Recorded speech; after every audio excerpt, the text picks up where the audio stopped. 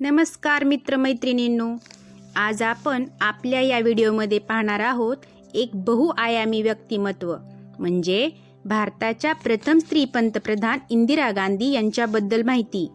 तर केवळ भारतीय राजकीय क्षेत्रावरच नाही तर जगाच्या राजकीय क्षितिजावरही ज्यांचा विलक्षण प्रभाव उमटला होता अशा प्रभावशाली व्यक्ती।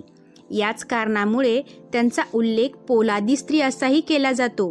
राजकीय क्षेत्रात त्यांच्या इतकं कणखर व्यक्तिमत्व असलेली स्त्री आजवर झालेली नाही।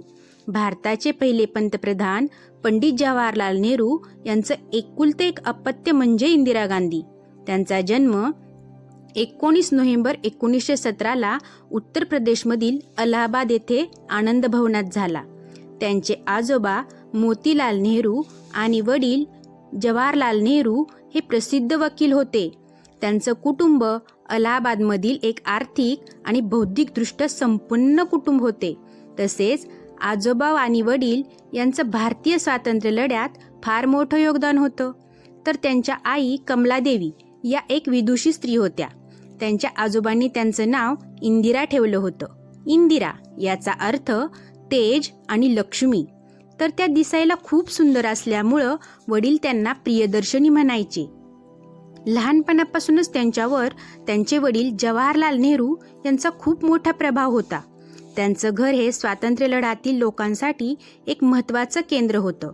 त्यामुळे लहानपणापासूनच त्यांना आपला देश ब्रिटिशांच्या तावडीतून मुक्त व्हावा अशी आस होती। देशभक्तीची भावना त्यांच्या हृदयात लहानपणापासूनच निर्माण झाली होती। खरं म्हणजे राजनीतीची समज आणि वारसा त्यांना त्यांच्या कुटुंबातूनच मिळाली होती।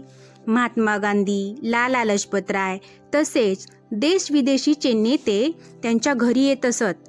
त्यांच्या घरी राजनीतीबद्दल नेहमी चर्चा होत असे आणि या सर्व गोष्टींचा परिणाम इंदिराजींच्या व्यक्तिमत्वाच्या जडणघडणीवर झाला होता।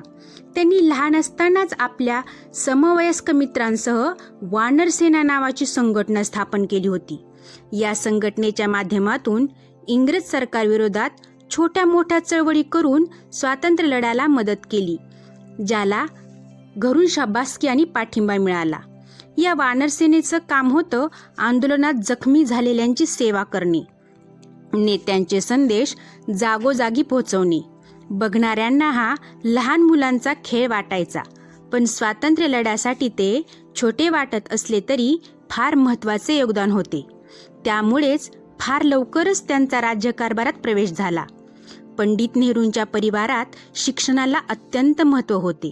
त्यामुळे त्यांनी इंदिराजींच्या प्राथमिक शिक्षणाची व्यवस्था घरीच केली होती।